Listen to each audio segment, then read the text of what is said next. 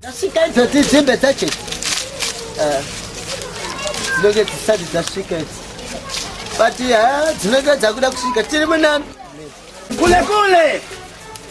Sekuno shambu. Mabla. Uri dai. Andri pomurde. Hapana, uri tete. Aiwa andri poi. Uri kudachi. Uri kudachi bana.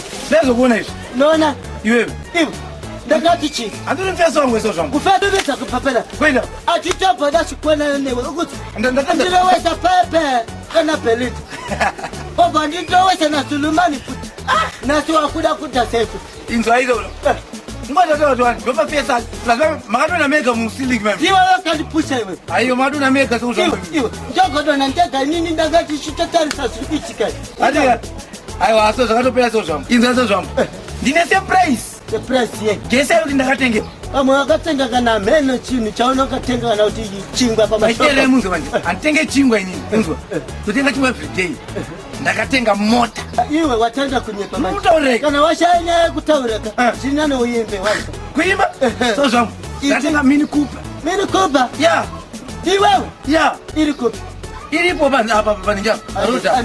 Inzo hizo shambu. Sata enda. Andika. Nayazo kutola nasi.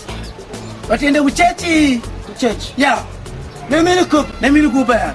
Oh. Yeah. Aiwa. Kana sirisa. Ande. I want it. Ini ndilo driver futi. No driver. Asa kande unotomborowa. Ndiwakela wakuta, labda sina wakela wako. Kana ufunza kama kapendo. Yo.